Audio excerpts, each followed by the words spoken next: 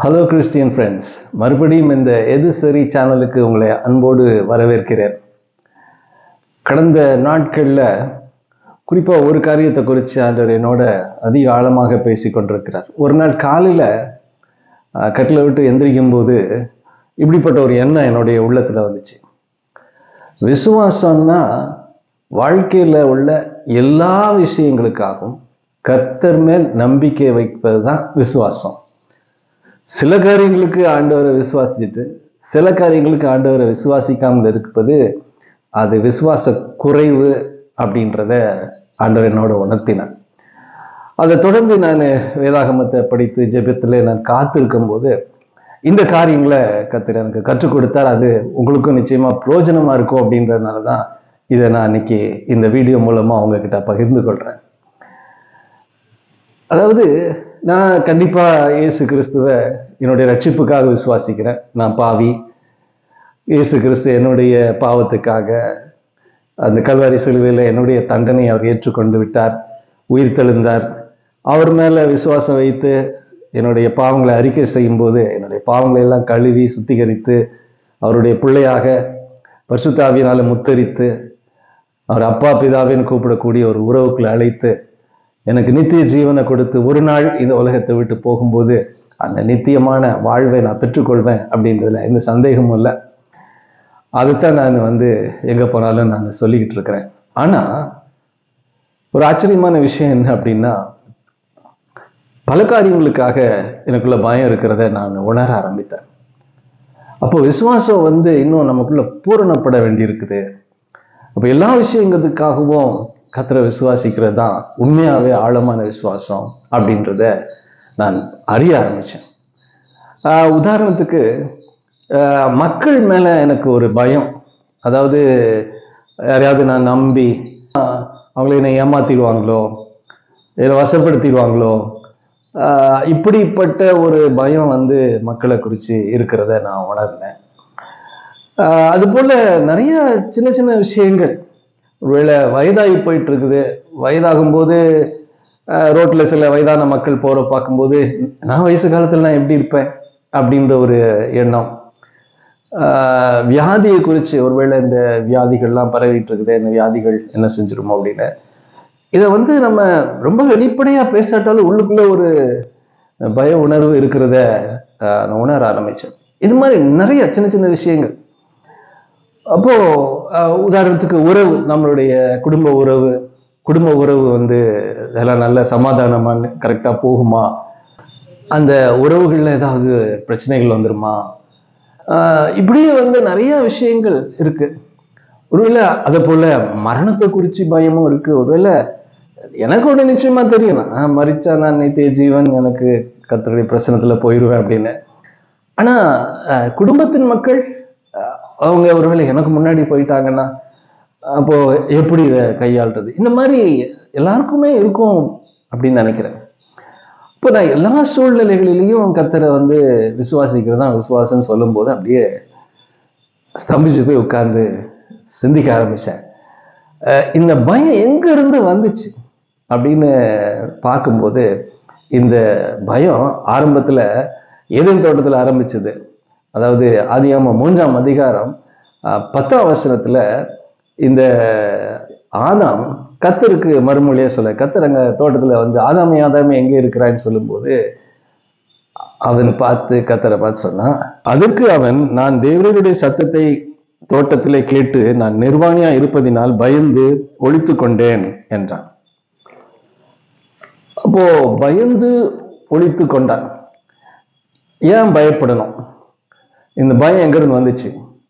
ஏன்னா முன்ன அதிகாரத்துல கர்த்தர் என்ன சொல்றாரு, நீ இதை புசிக்கும் நாளிலே சாகவே சாவாயின்னு சொல்லி இந்த நன்மை தீமை அறிகிற விருட்சத்தின் கனியை சாப்பிடக்கூடாதுன்னு சொன்னார். ஆனா கவனிக்கணும், கர்த்தர் அவனை நான் சாக அடிப்பேன்னு சொல்லலை, அதை ஒரு அன்பான எச்சரிக்கையை தான் கொடுத்தார். இதை நீ புசிக்கும் நாளிலே நீ சாகவே சாவாய், அதுக்கு ஒரு தன்மை இருக்கு, அதை சாப்பிடும்போது அது ஒரு மரணத்தை உனக்குள்ள ஏற்படுத்தணும். ஆனா இந்த பழத்தை சாப்பிட்ட உடனே சுருண்டு செத்து விழலையே, ஏதோ விஷம் சாப்பிட்ட மாதிரி. அப்போ ஆனா ஒரு காரியம் நடந்த, அவனுடைய கண்கள் திறக்கப்பட்டது, 2 பேருடைய கண்களும் திறக்கப்பட்டது. அவங்க கண்கள் திறக்கப்பட்டு நிர்வாணின்னு உணர்றாங்க, அத்தி இலைகளை தைத்து போடுறாங்க. அப்போ புரிஞ்சு போச்சு, ஏதோ சம்திங் பெரிய தப்பு நடந்துருச்சு அப்படின்ட்டு. அப்போ இந்த தப்பு நடந்துருச்சு, ஆனா சாகல. ஏன்னா அதுக்கு முன்னாடிதான் பிசாசு அவங்கள சோதிக்கணும். சாகல மாட்டேன், நீ தேவர்களை போல ஆயிடுவேன்னு. அப்போ கர்த்தர் ஆதாம ஏவாளை தேடி வரும்போது அப்ப என்ன யோசிச்சிருப்பான், அவன் மனசுல என்ன ஓடி இருக்கான், அப்ப கர்த்தர் வருவாரு, என்னை காலி பண்ணிடுவாரு, என்னை கொண்டு விடுவாரு, என்னை சாகடிச்சுவாரு அப்படின்னு சொல்லி அந்த தண்டனைக்கு பயந்து அவன் ஒளிந்து கொண்டான். இங்கதான் ரூட். இந்த பயம் எல்லாத்துக்கும் எங்க அடிப்படை காரணமே என்ன அப்படின்னா, பாவத்திற்கு தண்டனை உண்டு. அப்போ இந்த செயலை செய்வதனால் எனக்கு மரண தண்டனை ஏற்படும் அப்படின்ற அந்த ஆழமான பதிஞ்சு போய் இருக்கு அவனுக்குள்ள. அதனால பயந்து அதுல இருந்து பிறந்ததுதான் மற்ற அத்தனை பயங்களும். அப்போ அப்படின்னா என்ன அர்த்தம்னா, கர்த்தரையும் கர்த்தருடைய குணத்தையும் குறித்து ஒரு தவறான புரிந்து கொள்ளுதல். கர்த்தர் அவனை சாக அடிப்பேன்னு சொல்லல, புசிக்கும் நாளிலே சாவாயின்னு சொன்னாரு. ஆனா அதற்கு மாறாக அவன் செத்து விழல. அது மட்டும் இல்ல, கர்த்தர் ரொம்ப கிருபையா என்ன சொல்றாருன்னா, அந்த சர்ப்பத்தை பார்த்து சொல்றார், உன் தலையை நசுக்கக்கூடிய ஒரு ஸ்திரீயின் வித்து வருவார், அந்த ஸ்திரீயின் வித்து உன் தலையை நசுக்குவார், நீ அவருடைய குதிங்காலை நசுக்குவாய் அப்படின்னு சொல்லி வரப்போகிற ரட்சகரை வாக்கு தத்துவமாக கர்த்தர் அன்னைக்கு அறிவித்தார். கன்னியின் வயிற்றில் பிறப்பவர் கல்வாரி சிலுவையில மரித்து காயப்பட்டுன்னு இருக்கு இல்லையா, அப்போ மரித்து அதன் மூலமாக பிசாசு தலையை நசுக்கி இந்த பாவத்துல வீழ்ச்சி அடைந்த இந்த மனு குலத்தை மீண்டும் அந்த பழைய நிலைமைக்கு கொண்டு செல்வார் அப்படின்ற ஒரு அருமையான வாக்கு தத்துவத்தை கொடுத்தார். அப்போ அடுத்த சைடு நம்ம போவோம். அப்ப இயேசு கிறிஸ்து வந்தாரு, பிறந்தாரு, ஊழியம் செய்தார், மரித்தார், உயிரோடு எழுந்தார். அவர் மேல விசுவாசம் வைக்கிற நமக்கு நித்திய ஜீவன் உண்டு. அப்போ இந்த நித்திய ஜீவனை நமக்கு கொடுக்கறதுக்கான காரணமே யோவான் 3:16 என்ன பாக்குறோம்னா, அவர் நம்மையில் வைத்திருக்கிற மிகுந்த அன்பு. இவ்விதமாய் அன்பு கூர்ந்தார் அப்படின்னு போட்டிருக்கு. அப்போ அவர் மிகுந்த அன்புள்ளவர், அவர் ரொம்ப நல்லவர். அவர் நல்லவனுக்கு நல்லவன், கெட்டவருக்கு கெட்டவர் இல்லை. நாம் கெட்டவர்கள், ஆனா கெட்டவர்களாகிய நமக்கும் அவர் நல்லவராகவே இருக்கிறார். அதனாலதான் அன்புன்னா என்ன டெஃபினிஷன் பவுல் சொல்றார் அப்படின்னாக்கா, நாம் பாவிகளா இருக்கையில் கிறிஸ்து நமக்காக மரித்ததினால் அன்பு என்னதென்று விளங்குகிறது. அப்போ பாவிக்காக ஒரு நல்லவர் நீதிமான் நம்மை படைத்த கர்த்தர் மனிதனாக பூமியில மரித்து நாம அடைய வேண்டிய தண்டனை எல்லாம் தாம் மேல சுமத்து கொண்டாரே. இந்த அன்பு எங்க போய் சொல்றது?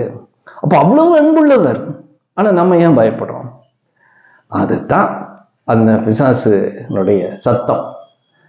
ஒருவேளை நமக்கு நிறைய பேருக்கு நித்திய ஜீவன் நம்பிக்கை இருக்கு, ஒருவேளை மறுமைக்குரிய வாழ்க்கை குறித்து நம்பிக்கை. இந்த உலகத்துல அநேக காரியங்களை குறித்து இன்னமும் நாம் பயந்துட்டு இருக்கிறோம்.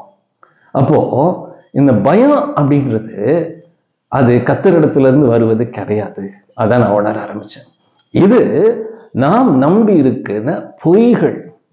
ஒருவேளை இது பிசாசு உலகத்தின் மூலமாக, வாழ்க்கையின் சூழ்நிலைகளின் மூலமாக, சம்பவங்களின் மூலமாக அப்படியே நைஸா இந்த விதைகளை நம்முடைய உள்ளத்துல விதைச்சிருக்கிறான்.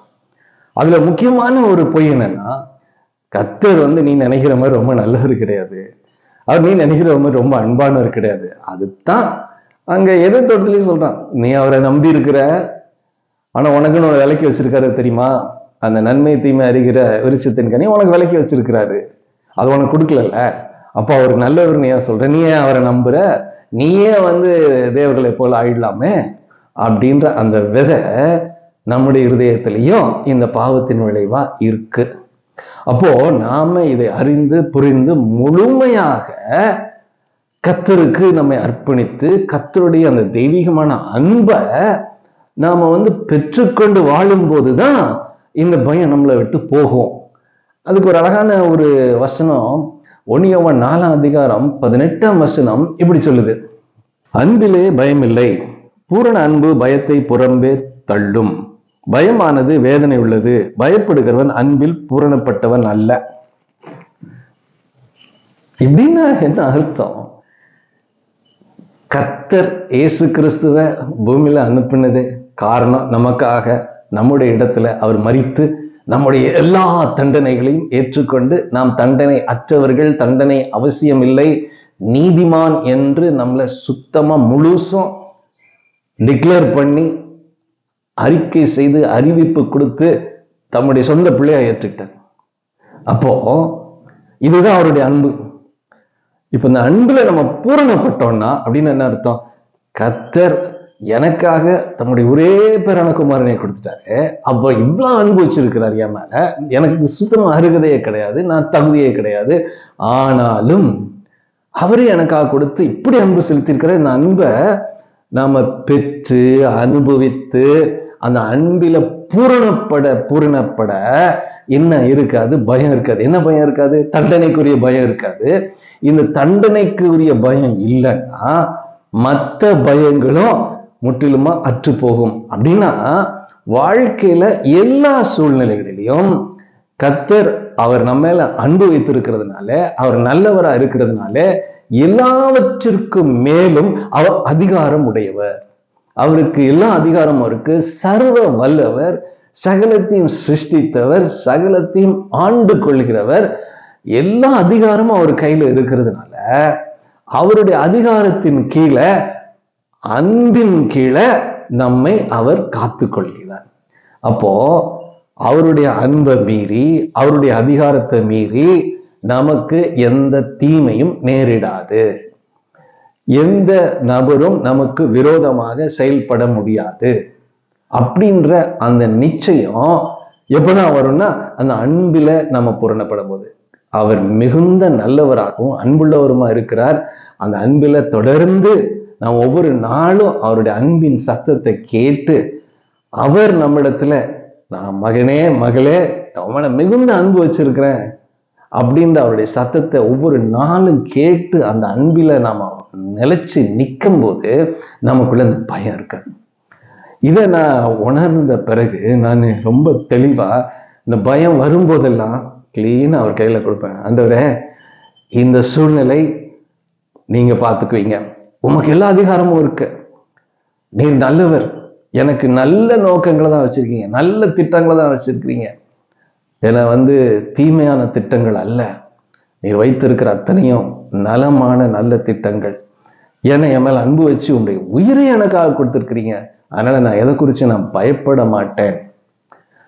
என்னதான் நடந்தாலும் நீர் எனக்கு நல்லவராகவும் அன்புள்ளவரமா இருக்கிறீர். அதனால எந்த மனிதனும் எனக்கு தீமை செய்ய முடியாது. ஆனா சில சமயத்துல சில சூழ்நிலைகள் நம்ம எதிர்பார்க்காத மாதிரி சில விஷயங்கள் தெரியும். அப்படி எதிர்பார்க்கலையே, நான் இப்படி ஒரு நல்ல ஒரு அவுட்கம், நல்ல விளைவு வரும்னு யோசித்தேன், ஆனா அது நான் நினைச்சதுக்கு எதிரால போயிட்டு இருக்குது அப்படின்னா அதுக்கும் ஒரு அழகான விளக்கத்தை பவுல் கொடுக்கிறார். அதாவது நம்ம கர்த்தர் மேல நம்ம அன்பு வச்சிருக்கும் போது அவர் நம்ம மேல அன்பு வச்சிருக்கிறார். நாமளும் அவர் மேல, என் மேல அன்பு செலுத்தின கர்த்தர் மேல அன்பு வச்சு அவரை நான் பின்பற்றும். ரோமர் 8ஆம் அதிகாரத்துல 28ஆம் வசனம் நமக்கு எல்லாருக்கும் நல்ல தெரிஞ்ச ஒரு வசனம் இல்லையா? அந்த வசனத்துல நம்ம பார்த்தோம்னா, அன்றியும் அவருடைய தீர்மானத்தின்படி அழைக்கப்பட்டவர்களாய் தேவனிடத்தில் அன்பு கூறுகிறவர்களுக்கு சகலமும் நன்மைக்கு ஏதுவாக நடக்கிறது என்று அறிந்திருக்கிறோம். இந்த சகலமும் நன்மைக்கு ஏதுவாக நடந்திருக்கிறது என்று அறிந்திருக்கிறோம்னா என்ன அர்த்தம்னா, நம்ம எதிர்பாராத சில தீமை மாதிரி தெரிகிற விஷயங்களும் கூட நன்மைக்காக அவர் மாற்றுகின்றார். சகலம் நன்மைக்காக தான் நடக்கும். இந்த நன்மையாக மாற்றுகின்ற கர்த்தர் தீமையை நன்மையாக மாற்று. ஒரு உதாரணம் நம்ம பார்த்தோம்னா, யோசேப்பினுடைய வாழ்க்கையில எத்தனையோ துன்பங்கள், எத்தனையோ கஷ்டங்கள், வேதனைகள். சகோதரர்கள் யோசேப்பு ஒரு வழி பண்ணிட்டாங்க, கொல்ல விடல கர்த்தர். ஆனா ஒரு அடிமையா எகிப்துக்கு விட்டு போட்டார்கள். அவன் தொலைஞ்சான் அப்படின்னு நினைச்சிட்டு இருந்தாங்க. ஆனா பின்னால யோசேப்பே சொல்லும்போது, நீங்க தீமைக்காக செஞ்சதை தேவனோ அநேகர் ரட்சிக்கப்படும்படிக்கு இது நன்மையாக மாற்றினார். அப்போ இந்த நிச்சயம் எப்படி யோசிப்புக்கு? கர்த்தர் ரொம்ப நல்லவருங்க, என் லைஃப்ல அவர் என் வாழ்க்கையில ஒரு நல்ல அழகான திட்டம் வச்சிருக்கிறார், அதை யாரும் மாற்ற முடியாது. அதை தீமை செய்யணும்னு யாரும் நினைச்சாலும் அதை நன்மையா தான் மாற்றுவார். இந்த நிச்சயம் நமக்கு கர்த்தரை குறிச்சு இருக்கணும். அது எப்பதான் வரும் அப்படின்னா, ஒவ்வொரு நாளும் அவருடைய அன்பில நிலைச்சிருக்கும் போது. அவருடைய அன்பில பூரணப்படும் போது, நாமும் அவரிடத்துல அன்பு கூறும்போது, அப்போ எந்த தீங்கும் எனக்கு நேரிடாது. அப்படி ஒரு தீமை போல தோன்றினாலும் அது நன்மையாகத்தான் முடியும். ஏன்னா என்னுடைய அன்பு கர்த்தர் எல்லாவற்றிற்கும் மேலாக அவர் எல்லா அதிகாரம் உடையவராக என் வாழ்க்கை மேல ஆளுகை செய்து கொண்டிருக்கிறார். அப்போ நம்ம அவருக்கு அர்ப்பணிக்கணும்ல, நாம அவருக்கு வாழ்க்கையை சரண்டர் பண்ணணும். நான் என் இஷ்டம் போல வாழ்ந்துட்டு கர்த்தர் என்ன பார்த்துக்குவாரு, அவருடைய கண்ட்ரோல்ல வாழ்ந்துட்டு இருக்கிறேன்னா, நம்ம ஆண்டவருடைய கண்ட்ரோலுக்குள்ள வாழணும். ஆண்டவருடைய கட்டுப்பாட்டுக்குள்ள வாழணும் அப்படின்னா அதுக்கு அர்ப்பணிக்கணும். அந்த உறவுக்கு அர்ப்பணிக்கணும். ஒவ்வொரு நாளும் அவரை தேடி, அவருடைய வார்த்தைகளை தேடி, ஆண்டவரே நான் நடக்கிற பாதை சரிதானா? இந்த தாவீது கேட்டார்ல, வேதனையாக்கும் வழி என்னிடத்தில் உண்டோ, இந்த ஆராய்ந்து பாரும். அப்போ இதை கேட்கணும் ஒவ்வொரு நாளும். ஆண்டவரே உங்க உறவை விட்டு நான் வெளியில போயிடக்கூடாது. உங்க உறவுல என்னை காத்துக்கொள்ளுங்க, என்னை திருத்துங்க, என் தவறுகளை உணர்த்துங்க. நான் அறிக்கை செஞ்சு அதை விட்டு உம்முடைய நீதியான பாதையில நடக்க அர்ப்பணிக்கிறேன்னு நாம செவித்து நம்ம அர்ப்பணித்து வாழுகின்ற ஒரு வாழ்க்கைக்குத்தான் கர்த்தர் நம்மை அழைக்கின்றார். அப்போ அப்படிப்பட்ட வாழ்க்கையில் என்ன இருக்க தெரியும்? பயமே இருக்காது. பயம் இருக்காது. ஒருவேளை இந்த தீமைக்கான ஒரு பயம் நமக்கு இருக்கவே இருக்காது. ஏன்னா அவர் அன்பின் கர்த்தர் எல்லாவற்றுக்கும் மேலாக ஆளுகை செய்கிறார் என்ற நிச்சயத்துல நான் வாழ்வோம். ஒருவேளை வருகின்ற புதிய ஆண்டு 2026 குறிச்சி ஒருவேளை பயம் இருக்கா? நல்ல எதிர்பார்ப்பை வச்சிருக்கிறோமா? எதுவா இருந்தாலும் சரி, ஒருவேளை பழைய காலத்து அனுபவத்தை வச்சு இப்படிலாம் நடந்துருமோ, நடந்துடக்கூடாது அப்படின்னு ஒரு பயம் இருந்ததுன்னா கவலைப்படாதீங்க. ஆண்டவருக்கு அர்ப்பணிப்போம். அவர் மிகவும் அன்புள்ளவர். நம்முடைய ஒரே பேரான குமாரனை நமக்காக கொடுத்தவர். அவர் இவைகளெல்லாம் நமக்கு செய்யாதிருப்பது எப்படின்னு பவுல் சவாலா கேட்கிறார். அவ்வளவு அன்பு வச்சிருக்க கைவிட்டுமாரா? அப்ப நம்ம தான் அவருடைய அன்புக்குள்ள நிலைச்சு நின்று வாழ, எல்லா விஷயங்களும் நம்பி, ஆண்டவரே நீங்க என்ன நினைக்கிறீங்களோ அதை செய்யுங்க, நான் விரும்புற மாதிரி இல்லை, உங்க இஷ்டப்படி செய்யுங்க. ஏன்னா நீங்க ரொம்ப நல்லவர், நீங்க அன்புள்ளவர், நீங்க நல்லதுதான் செய்வீங்க, தீமை மாதிரி தெரிஞ்ச நல்லதை மாத்திடுவீங்கன்னு அந்த நிச்சயத்துல வாழ நம்ம அர்ப்பணிக்க இந்த நாள்ல ஆண்டவர் தாமே நம்ம ஒவ்வொருவருக்கும் கிருபை செய்வாராக. கண்களை மூடி நம்ம ஜெபிப்போமா. எங்களை நேசிக்கிற பரலோகத்தின் நல்ல தகப்பனே, 2025 ஒரு முடிவுக்கு வந்து விட்டது. நன்றி. கடந்த நாட்களில் எத்தனையோ சம்பவங்கள் நடந்திருந்தாலும் எல்லாவற்றையும் நீர் நன்மைக்காகவே நீர் கொண்டு செல்லுகிற நடத்துகிற கர்த்தராக இருக்கிறீர் என்பதை அறிந்து நீர் எங்கள் மேல மிகுந்த அன்பு வைத்திருக்கிறீர். அதனாலதான் உங்களுடைய ஒரே பேரான குமாரனை எங்களுக்காக சிலுவையில் அடிக்கும்படி ஒப்பு கொடுத்தீர். அப்படி எங்கள் மேல அன்பு வைத்திருக்கிறவர் எங்களுடைய வாழ்க்கை மேலையும் முழு அதிகாரத்தையும் எல்லா வல்லமையும் உடையவராக இருக்கிறீர். எந்த சூழ்நிலையும் ஆண்டவரீர் உம்முடைய நோக்கம் திட்டத்திலிருந்து எங்களை விலக்க முடியாது என்ற நிச்சயத்துல நாங்கள் உம்முடைய அன்பிலே உம்முடைய உறவிலே வாழ நாங்கள் எங்களை அர்ப்பணிக்கிறோம். அதே நேரத்தில் ஆண்டவரே நாங்கள் உம்முடைய அந்த அதிகாரத்தின் கீழ் வாழாதபடிக்கு, ஆண்டவரே நாங்கள் எந்த விதத்திலும் தவறாதபடிக்கு எங்களை காத்துக்கொள்ளும். எல்லா நாளிலும் எல்லா நேரங்களிலும் உமக்கு வேதனை உண்டாக்குகிற வழியிலிருந்து விலகி உம்முடைய வழிக்கு அர்ப்பணித்து என்றென்றும் ஆண்டவரே உம்முடைய அந்த அன்பின் உறவிலே, அதிகாரமுள்ள உறவிலே வாழ்ந்து 2026 எங்கள் ஒவ்வொருவருக்கும் மிகுந்த நன்மையான ஒரு ஆண்டாக இருக்க நீர் எங்களுக்காக வைத்திருக்கிற நல்ல திட்டங்கள், நோக்கங்கள் நிறைவேறுவதற்கு எங்களை முற்றிலும் அர்ப்பணிக்கிறோம். நீர் நல்லதையே செய்வீர், நல்லவர், எங்கள் மேல மிகுந்த அன்பு வைத்திருக்கிற உமக்கு நன்றி. நன்றியோடு நீர் எங்களை தெரிந்து கொண்ட வாழ்க்கைக்கு எங்களை அர்ப்பணிக்கிறோம். துதிக்கிற மகிமையில உமக்கே செலுத்துகிறோம். இயேசுவின் மேல் ஜெபம் கேளும் நல்ல பிதாவே, ஆமென். God bless you. 2026 மிகுந்த கர்த்தருடைய நன்மையை, அவர் வைத்திருக்கிற நோக்கங்கள், திட்டங்களை உங்களுடைய வாழ்க்கையில நிறைவேற்ற நம்ம அர்ப்பணிப்போம். God bless you.